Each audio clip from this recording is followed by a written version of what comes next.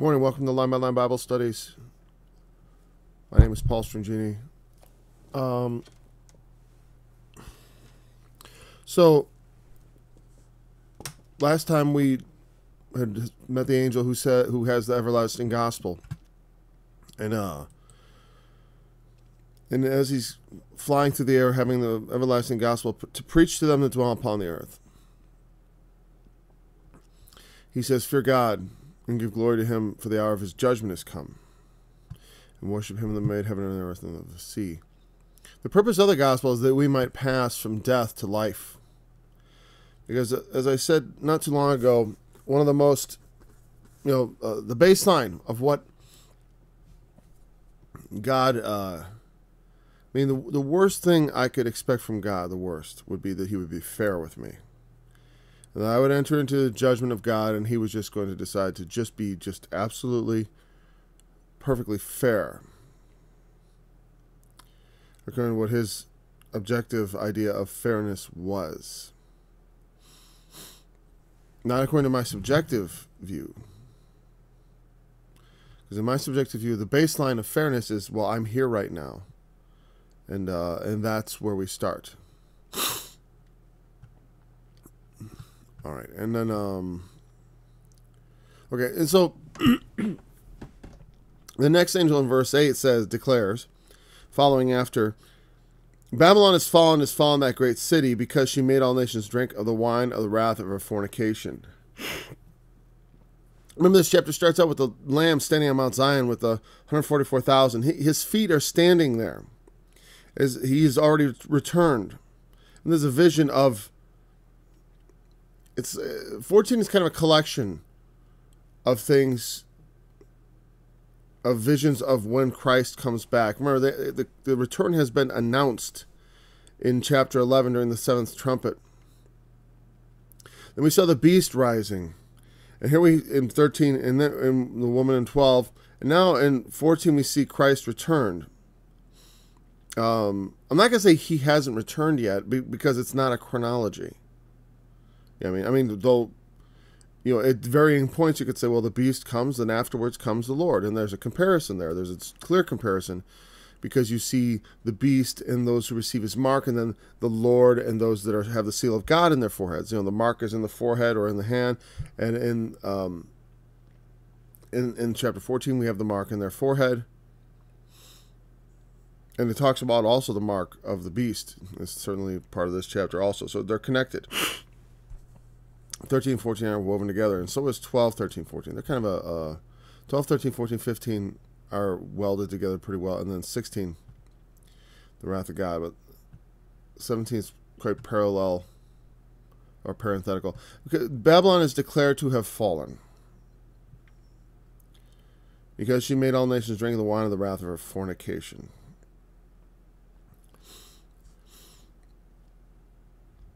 What does that mean? The idea is this.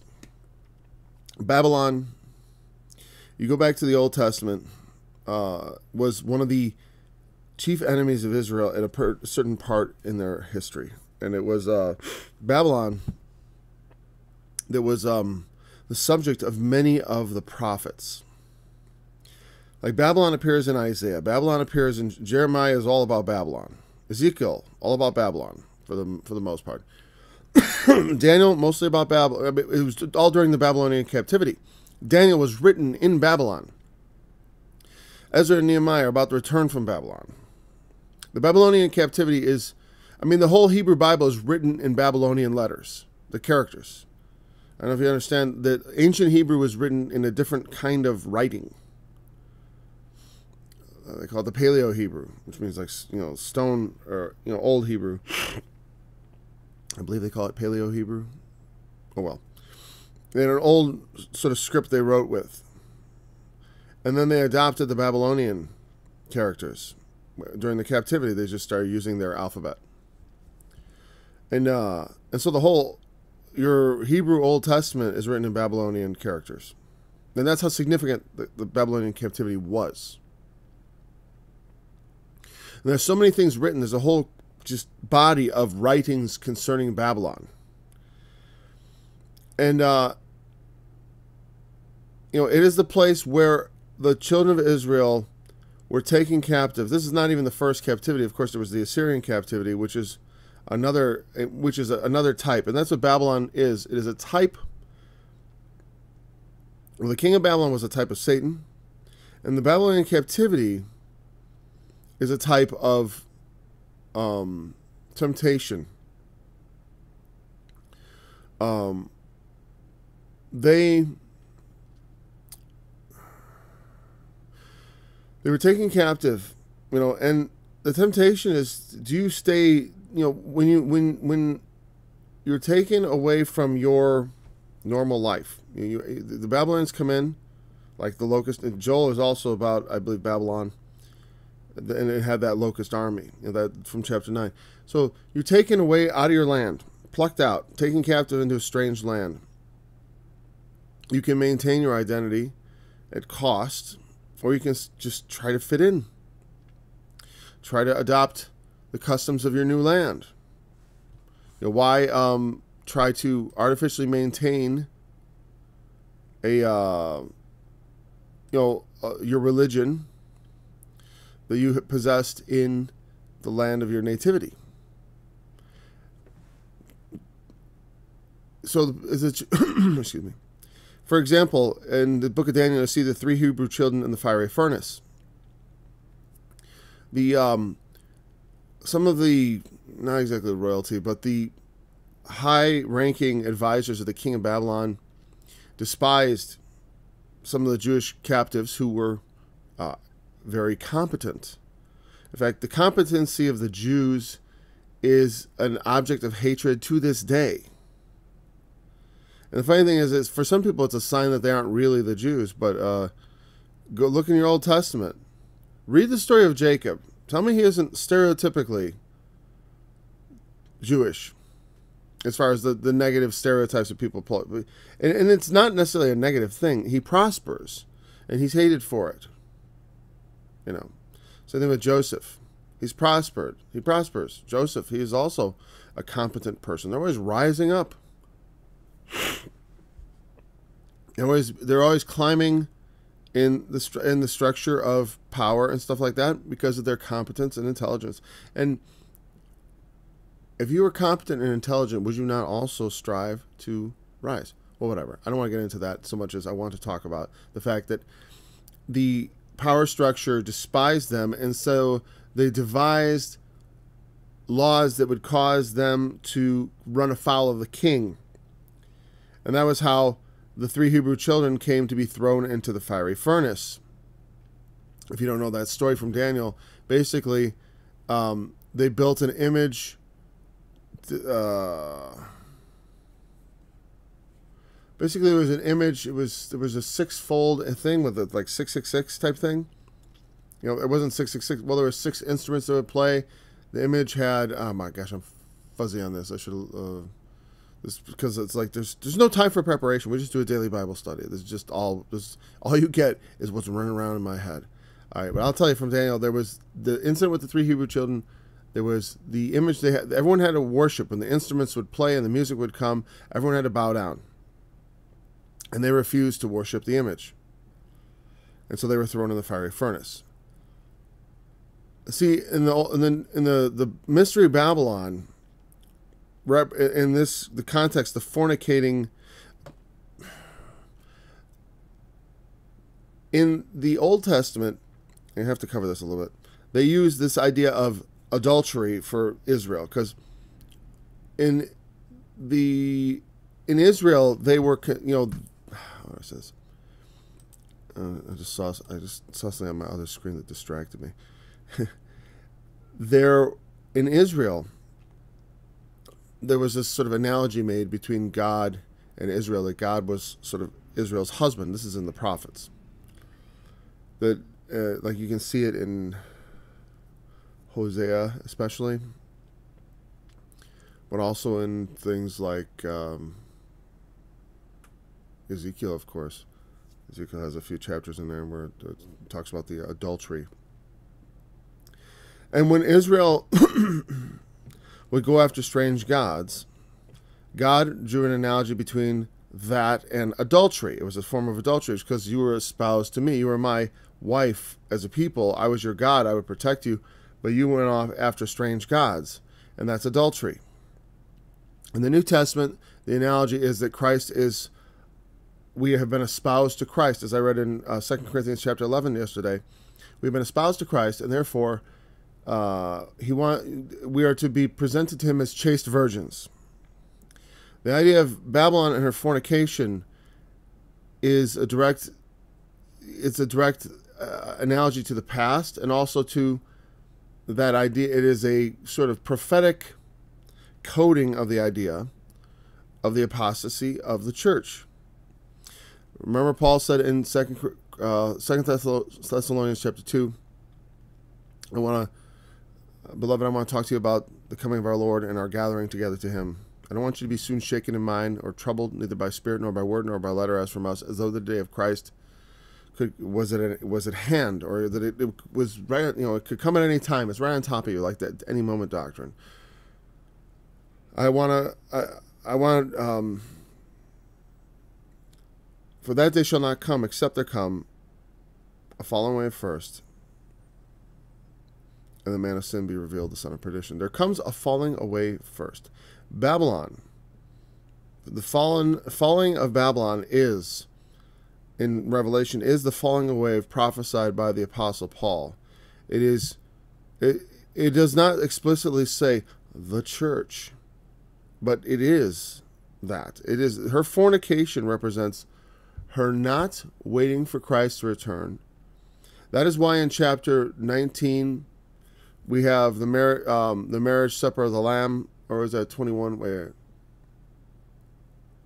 Well, the bride appears in chapter 19.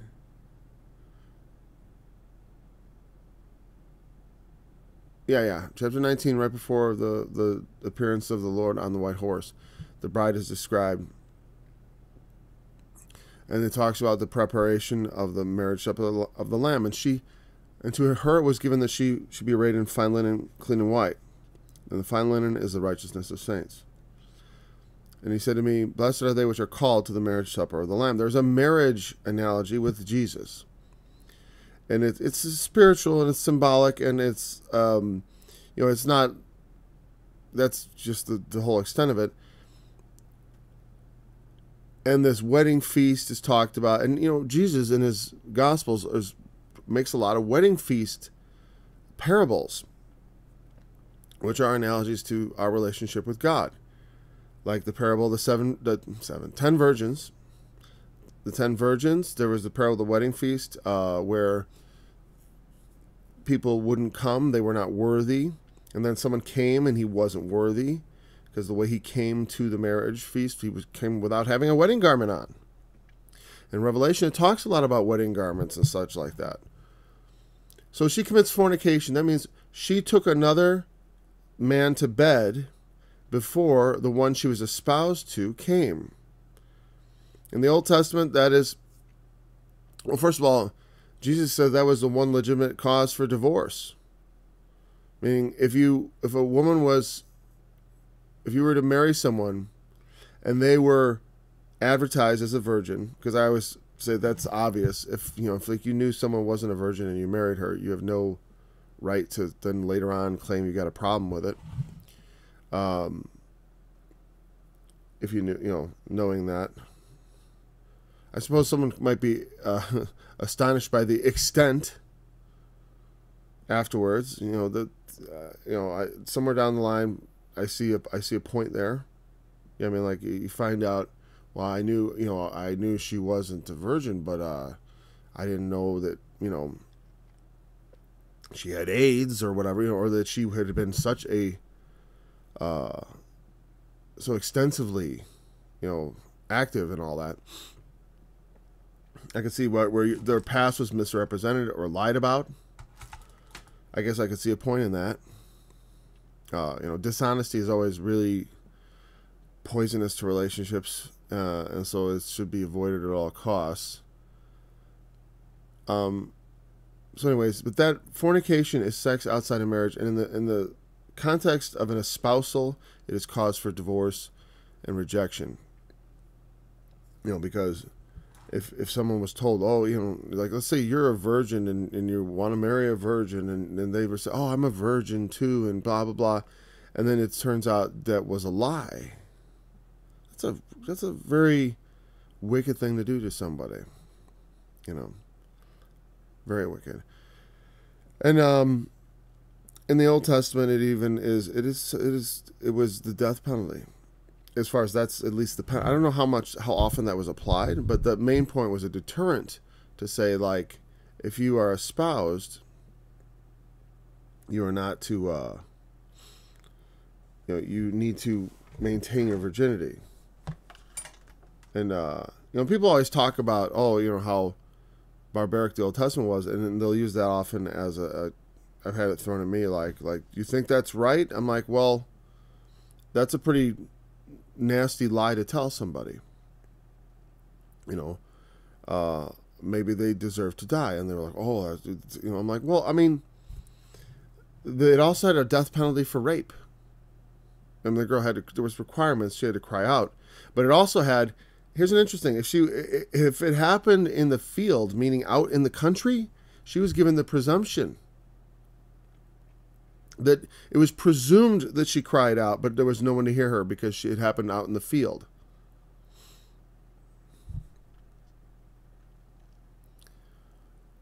So there was definitely there was definitely high, because I mean, families put a lot of importance on their maintaining their family honor and the honor of their daughters and sons and such, and so there would be a lot of deterrence in the law to try to keep things from being, from getting out of hand. All right, I don't want to go too far down the law road.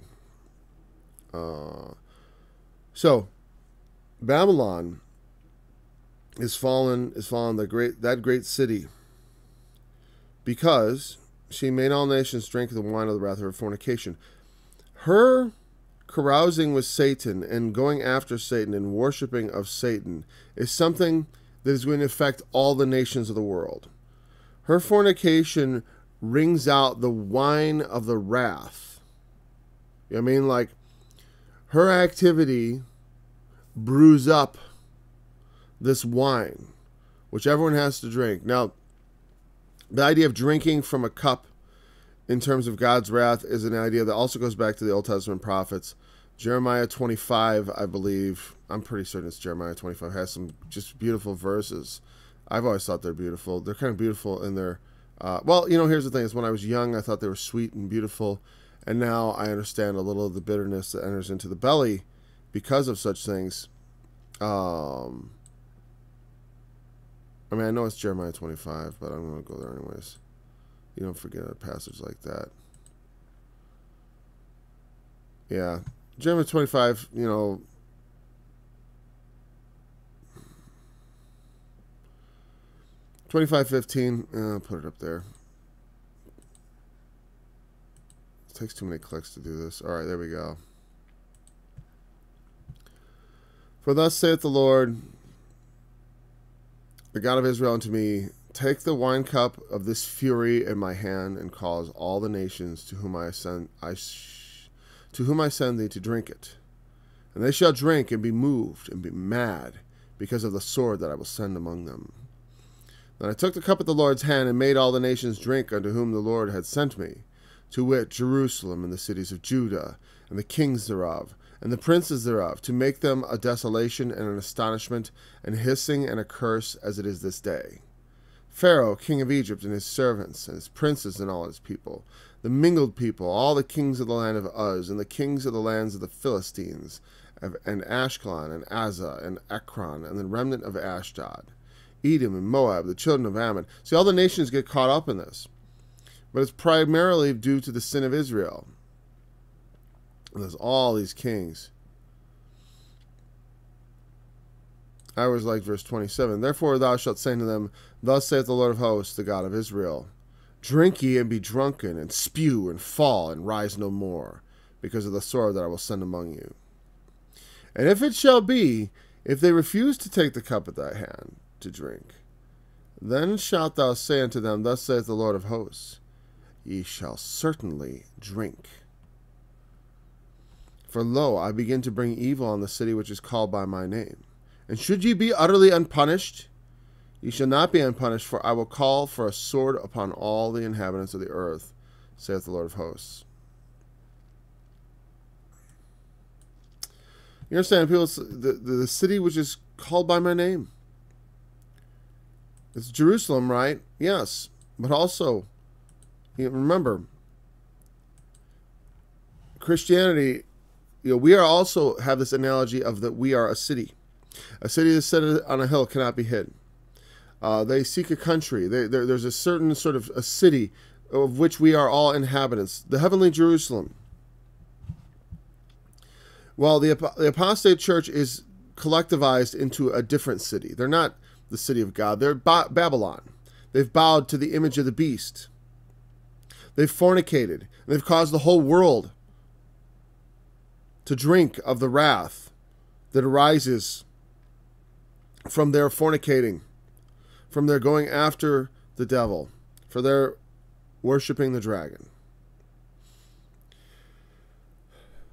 And again, it is not something they do like, oh, we're going to worship Satan. It sounds like a great idea. No, they don't do it knowingly. What they do is they think this is, it's just like in Babylon. Well, this is the new order. You can even justify and say, well, God sent us here.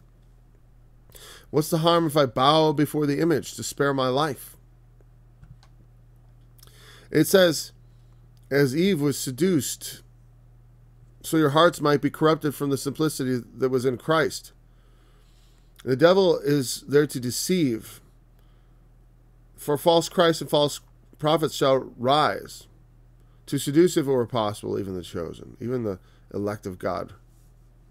Except that those days had been shortened, no flesh should be saved, but all would be caught up in the deception.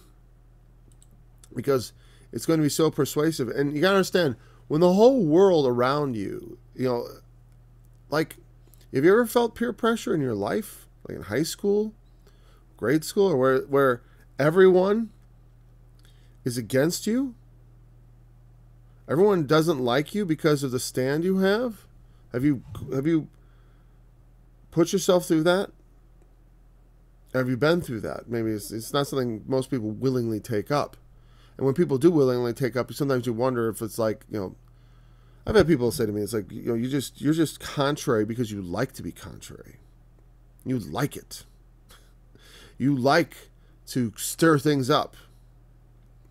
You just say that because you like to say awful things, and maybe there's a little bit of truth to that sometimes.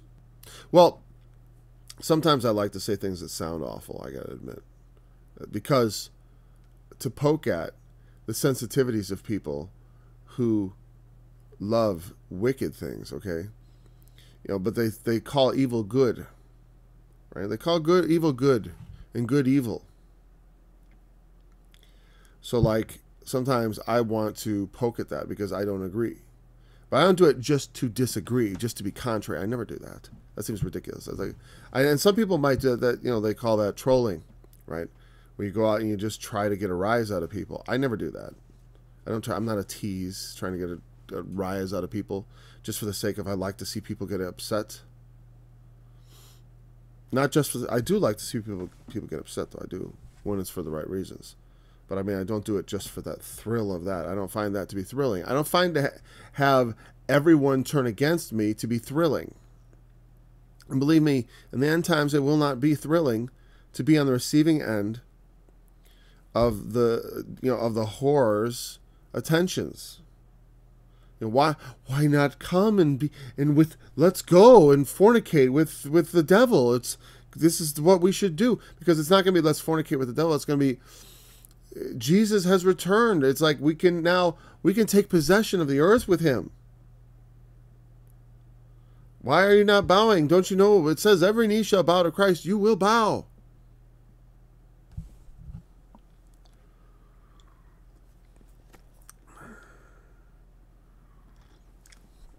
There's a second angel. Now comes the third angel. The fall of Babylon is going to take up, the fall of Babylon is a huge subject. It's going to cover 2 chapters, 17 and 18. We're going to get just into massive amounts of detail about Babylon. I can hardly wait. The third angel followed them, saying with a loud voice, "If any man worship the beast in his image, and receive his mark in his forehead or in his hand," I worship the beast in his image, receive his... Sorry, I got distracted again. I started thinking about business, and it's not time. I got another half hour of study, Paul. Okay.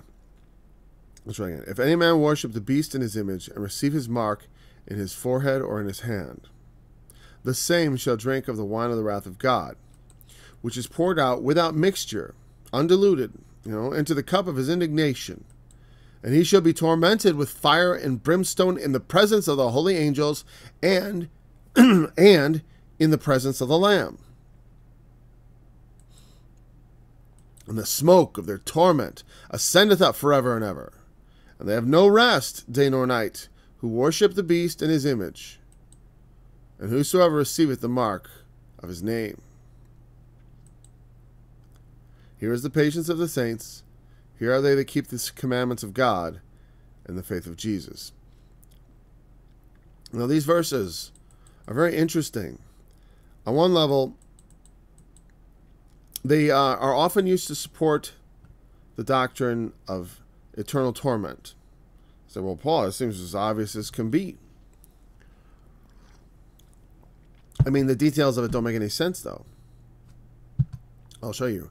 First of all, this is specifically directed to those who worship the beast in his image, when they receive his mark in their forehead or in their hands. Those are those who will drink the wine of the wrath of God, which is poured out without mixture into the cup of his indignation. Now, this wrath of God, this 13, 14, 15, is all leading up to 16. Because then in 15, the temple is open and they see the 7 angels having the 7 vials full of the wrath of God, or bowls, whatever, containers, graduated cylinders, whatever. They are holding the wrath of God to pour them out.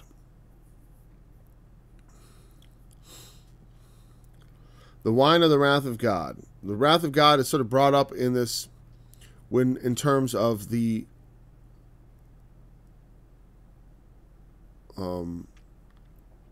fornication in the previous, the wine of the wrath of her fornication. The fornication brings about the wrath. Because in that, it is not merely the fact of it, which is bad enough, but it's all that they do in that and what they take up and the evil that is done. Because in her was found the blood of prophets and of saints and of all that were slain upon the earth. And that, this makes me think about just the general idea of God's wrath. I don't believe, well, for one, I believe the idea of God's wrath is an anthropomorphism, meaning God has everything planned from the beginning to the end. It's all no surprises. There's no, he doesn't get like, oh, that's not God's wrath. God's wrath is what we experience. It's like in the cup of his indignation, the things where it talks about like his lips sputter with indignation, it's like, that's not, I don't think of that stuff as literal, because it doesn't make sense in terms of who and what God is. And so people will look at often little anthropomorphic things about God written in the Bible, and they'll say that, he's jealous and all that stuff. And what it is it is given in human terms that we can relate to, because anything less simple would be, well, not because, I don't know why, because is totally another question. Why would it be given that way? So, well, couldn't it be given just telling us flat out, well, this is how, this is this way and all dry and stuff? Well, for one part, the Bible isn't written as an obvious revelation of God. I mean, it's obvious. It's sort of like hidden in plain sight in some ways. Because, like if you wanted to convince everyone in the world to believe in the Bible, it shouldn't be written the way it was written. It was written to keep wisdom hidden. So the wisdom has to be sought out. It's not meant to be. I mean, there's some wisdom that's on the surface and obvious, and it's there. But the deeper wisdom and understanding and knowing God is much deeper. And it is not easily discerned on the surface at all. Like I said, when it comes to God's wrath and the emotions that are ascribed to him, not that God doesn't have feelings, per se, because we are made in his image. I do believe God feels. But he also has a tremendous knowledge. Foreknowledge, specifically. Knowing what's coming and what's going. And putting out everything from the beginning, laying it out to the end, knowing the end from the beginning. There is no surprise or the wrath of God is not the result of God's frustration. It's not the result of God's, when we get being caught off guard. Like if something, if someone has like bad news for me and they think that it might make me angry, someone might say to me, well, don't get angry. I have something to tell you that you're not going to like. And then I'll say to that person, I'll say like, okay, let me just prepare myself. I'm not going to be angry. I'm ready now. Now I realize you're about to hit me with something that I might not like. So I'm going to be in control of my feelings. And when I'm in that control, I almost invariably get less angry because I'm not being caught off guard. And a lot of human anger comes from surprises, because anger is a result of our adrenaline getting up. Like we're confronted with something that we feel maybe ought not be, and surprised, and it's sprung on us. And we feel this rush internally of emotions and feelings that we aren't really in control of. But God is always in control of everything.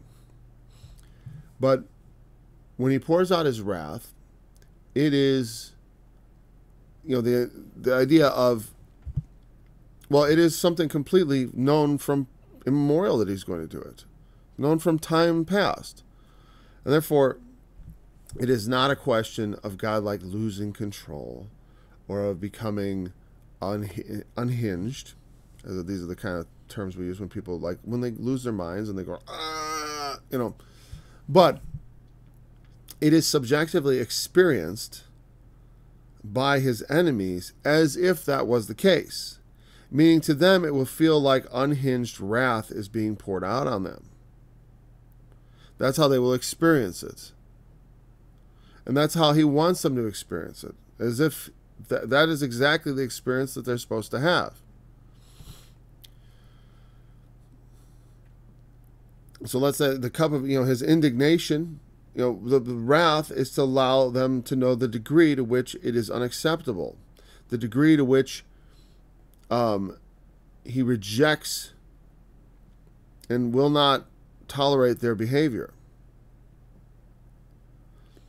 Okay, so now, those who receive the mark, who worship the beast, etc., they shall be tormented with fire and brimstone in the presence of the holy angels and in the presence of the Lamb.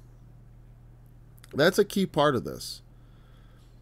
They are tormented in the presence of the Lamb,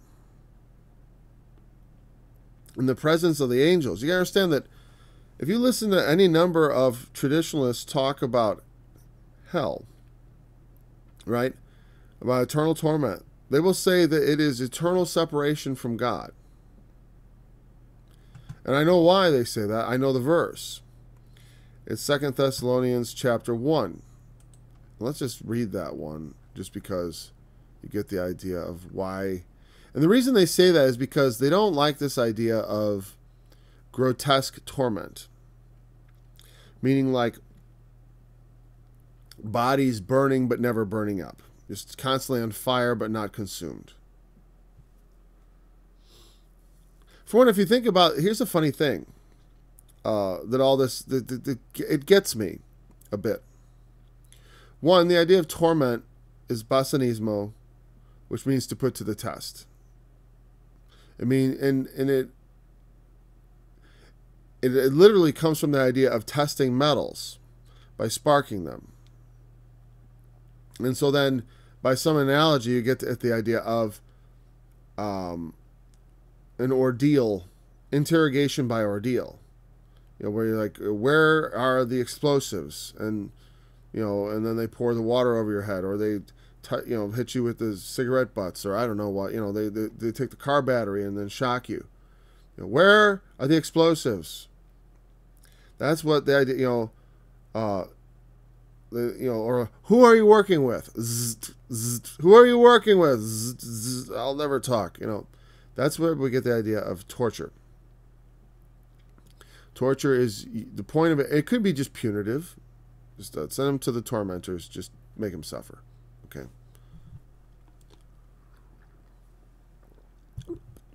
And men can be put through excruciating amounts of pain. Let me go back, get that verse I want real quick. 2 Thessalonians chapter 1.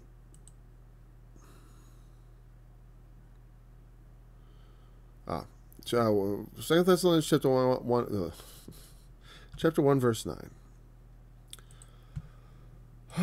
Sometimes my mouth can't keep up with the brain. It's just a problem. Okay. 1 verse 9. Well, let's go look at verse 8. In flaming fire, taking vengeance on them that know not God. Well, let's look at 7. Okay. And to you who are troubled, rest with us. When the Lord Jesus shall be revealed from heaven with his mighty angels, in flaming fire, taking vengeance on them that know not God, and that obey not the gospel of our Lord Jesus Christ, who shall be punished with everlasting destruction from the presence of the Lord and from the glory of his power, when he shall come to be glorified in his saints, and to be admired in all them that believe. 1 Thessalonians 9 contradicts Revelation 14 directly. There's a direct contradiction here. So we have to ask, well, then something either, it's just contradiction, they don't know what they're talking about, or there's something we're not understanding, which is the path I usually go along. Because I believe the Apostle Paul, and I believe also the Revelation, can be reconciled together. And one of the things that I say is that the punishment, ultimate punishment of the wicked, is to be banished from the presence of God, from the glory of his power. And that is the second death. The second death is literally death. It is just what you think it would be, like real death. It is not consciousness. It is not experience. It is the opposite of consciousness or experience. Now, this is something that is experienced in the presence of Jesus when he returns, in the presence of his angels. They come, and they are tormented. And whether it's literal fire and brimstone, or whether that is an analogy for the feelings of the threat of fire and brimstone, there will be much, when the two witnesses rise, great fear is going to fall upon them. If you thought of any time when men would be hoping for death, here's another one. But this torment is in the presence of the holy angels, in the presence of the Lamb. The ultimate fate of the wicked cannot be in the presence of God, because that would make the presence of God an extremely unpleasant place for everyone else. And here's the thing. God can be present here, right? Like, he can be present with me, because God is omnipresent. He's everywhere, right? That's another problem, is that God is omnipresent. But the Son, in the person of the Son, is not present everywhere and at all times. I realize I still got that. The Son of God is not present everywhere at all times.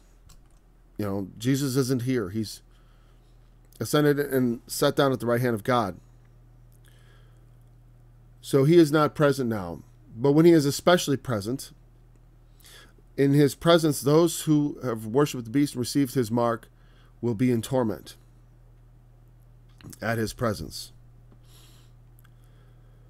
But ultimately, they cannot remain in his presence. And the fact that it says they shall, what was the exact word that Paul used? destruction from the presence of the... Oh, actually, that's right. I remember this now. I should check the Greek there. I'm not going to do it right now, but I'm just thinking about my reading of that, whether or not that's not exactly right. Destruction from the presence of the Lord. The thing is, the idea that this destruction comes from his presence is sort of a weird thing. And so, I don't know if my reading is disallowed by the text, but I don't think so. Let's see verse 9. I just want to look at the word. I just want to see what... Wherefore...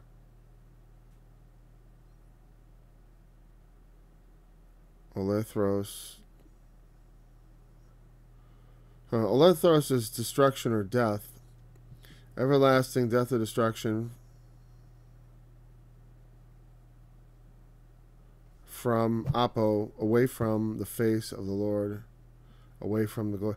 Yeah, I still think my reading is proper. It's not that the destruction proceeds from him. That's not what it's trying to say, but rather that they proceed. The destruction, yes, it proceeds from him, and they also are pushed away from him. I just whacked the microphone. They are pushed away from him also. Here's the thing, is that all things that live and breathe do so in God's presence. Like, you can't be alive and not present in some sense with God himself. From his power. All things are upheld by his power. You know, that is something we believe, that the power of God is what keeps the universe intact ultimately. The reason this is all here is because of him. He is not God of the gaps. He is God of the entire show, meaning that everything is upheld by his power. It's the underlying superstructure of reality, God's power. And so to be conscious and in the world of things and existing, you are in some sense existing in the presence of God. And that to be banished from that presence is what death is. It is to be out of consciousness, out of reality. So this is not death. This is torment. And it must take place in the presence of God, in the presence of the holy angel, in the presence of the Lamb, because he is the source of the torment. Now, the torment here is not eternal or everlasting, in my opinion. Though you say, well, look at Paul. It says, the smoke of their torment ascends up forever and ever. That is the smoke of the sacrifices. Smoke always goes up forever, and it disperses. It goes up and it disappears. And there's no, and they lived in the Middle East. They didn't live in the frigid north, where they would see that smoke, if it's cold enough, will literally drop down and hover on the ground. You know what I mean? Like, it will, in a cold climate, it'll do that. They never seen that. So that's not in there. Their smoke goes up and up and up and up and up and up. The smoke goes up. So the idea of smoke ascending forever and ever does not force us into the conclusion of eternal torment. They have no rest day nor night. Again, that also does not really speak to, like, and the nights and days never end. It just means that while they are in torment, they are in perpetual torment, day and night. There is no rest.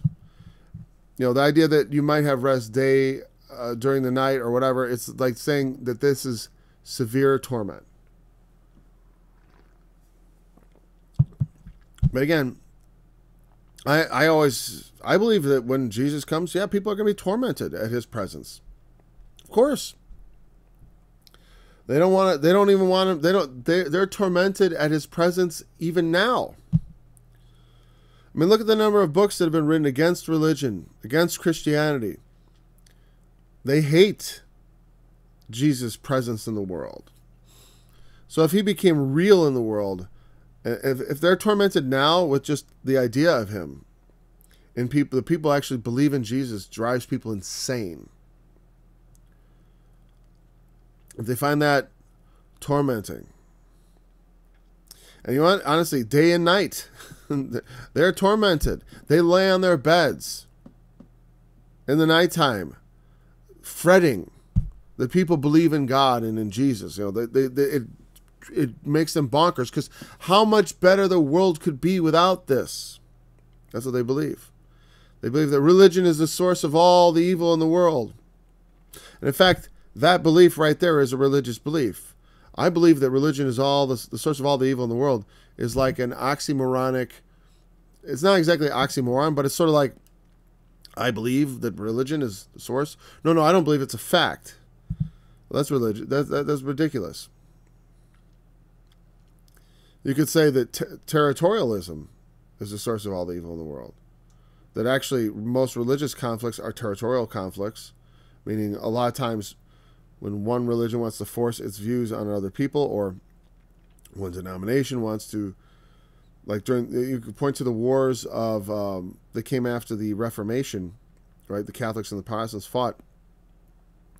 And a lot of that could just be looked at as a territorial thing, just like you can look at most things as being territorial as far as conflicts between humans. It's about control over territory, or even psychological territory. Even now, their hatred of Christianity is a form of psychological warfare and an attempt to take new territory in the landscape of the mind. They want to take up territory that they have not possessed. And it drives them insane that this outdated idea of Christ and Christianity still holds sway over so many people. Like I said, you know, they, in a sense, you can see even their sleep is ruined. It can be. I'm just saying, like, you can have no rest day or night and still be living a normal life, generally speaking. Though you're going to look tired and all that.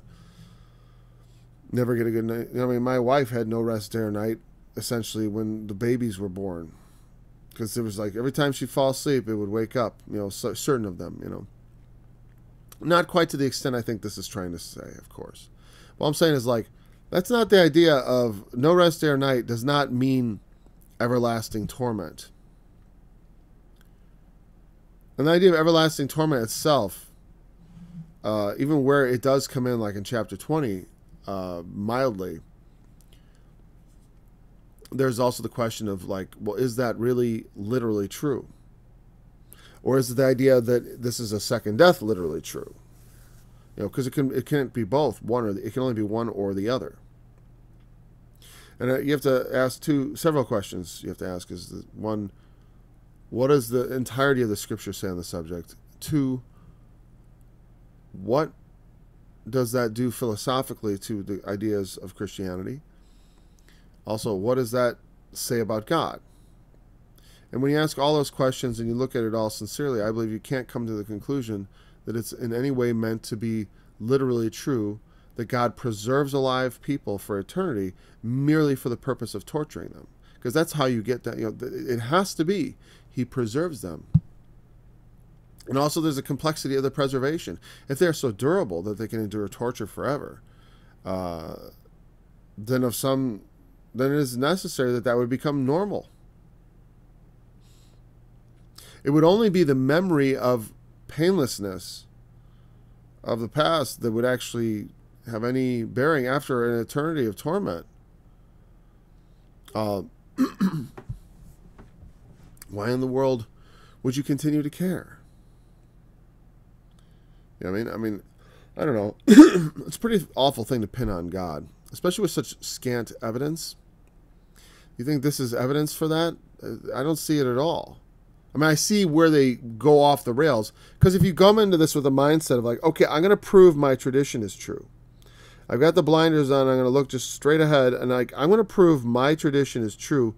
So this all just goes right along with it. And I refuse to see the problems with that. So I see, you know, though that verse, I never found these verses particularly difficult because it is in a specific point in time.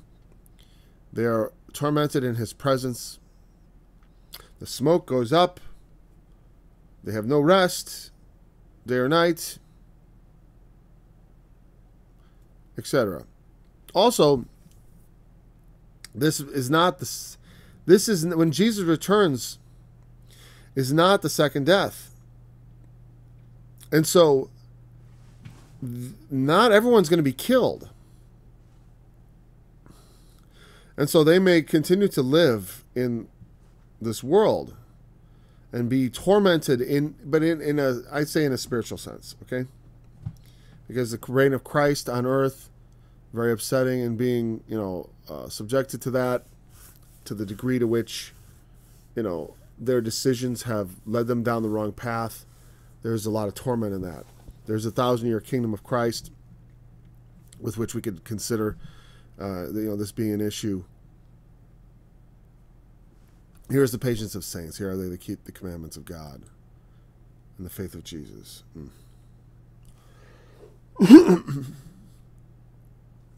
So, an interesting thing to throw in there, the patience of saints. Because ultimately, we endure, when we talked about Babylon, and her fornication leads astray the entire world. The entire world goes after the dragon. And part of the reason why is because of the fornication of the whore. And the fornication of the whore brings about all this wrath. And all this people to worship, becomes legit. I mean, if all the good people are doing it, how can it be wrong for me to join in? And the saints have to endure this. I'm trying to think of... This is the second time, I believe, at least the second time, the patience and faith of the saints has been invoked. And the fifth seal we saw under the altar, the souls of them that were slain for the word of God, for the testimony which they held. And they cried with a loud voice, saying, How long, O Lord, holy and true, dost thou not judge and avenge our blood on them that dwell on the earth? You'll remember in chapter 13, in the middle of the chapter, it's had another split. Just like in chapter 14, it said, If any man have an ear, let him hear. He that leadeth into captivity must go into captivity. He that killeth with the sword must be killed with the sword. Here is the patience and faith of the saints. Saying, here is the patience of saints. Here are they that keep the commandments of God and the faith of Jesus.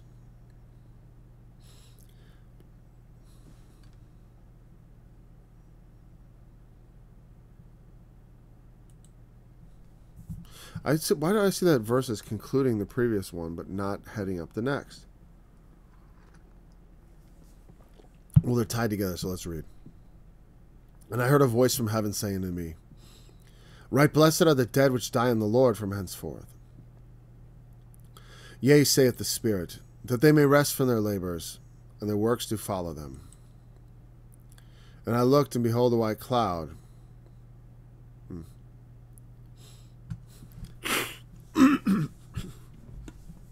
13 and 12 are definitely connected. Here's the patience and faith of the saints. The saints are being murdered.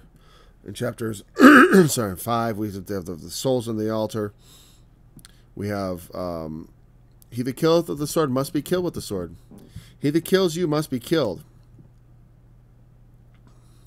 Those that keep the commandments of God, those, the dragon went forth to make war with the remnant of her seed, which keep the commandments of God and have the testimony of Jesus Christ. That's in chapter 12. The dragon was wroth with the woman. See, there's a woman that he's angry with, and there's a woman that he is not. He went to make war with the remnant of her seed, but the other part of her seed, or at least that which purported to be her seed, was devoured up and became the great whore, Mystery Babylon. She's a queen, and who is her king? Who is the king? Who is the king of the queen of Babylon? Well, it's the king of Babylon, of course.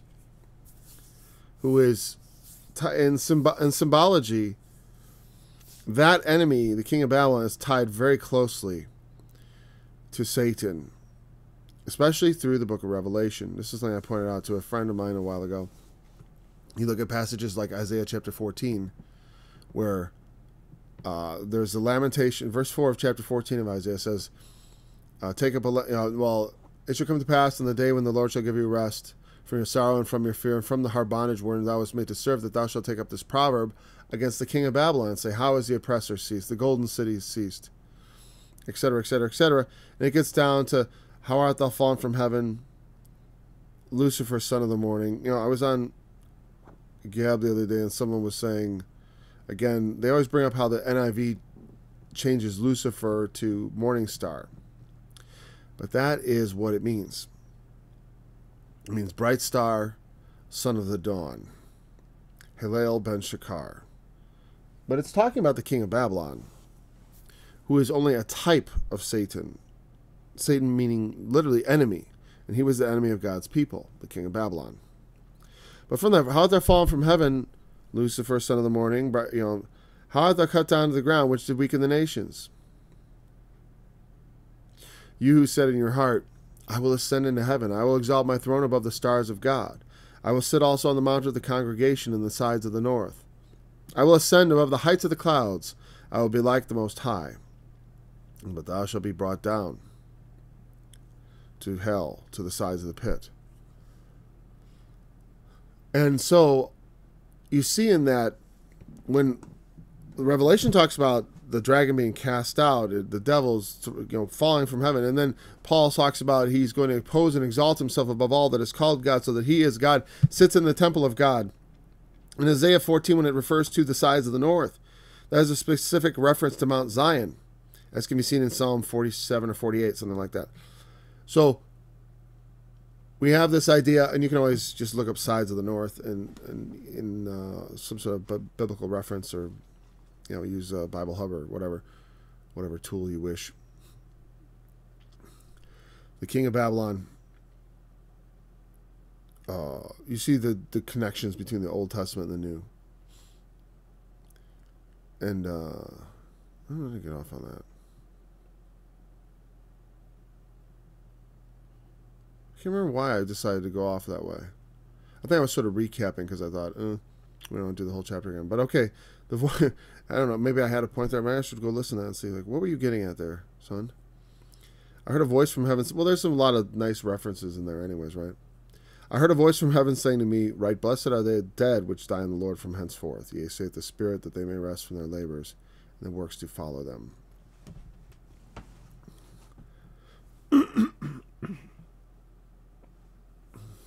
From henceforth, I have a little bit of trouble figuring out what, I assume from the time of this writing. I don't know. From henceforth, I don't know where we are in time. I mean, I see the coming of our Lord. But is this referring to that when he comes?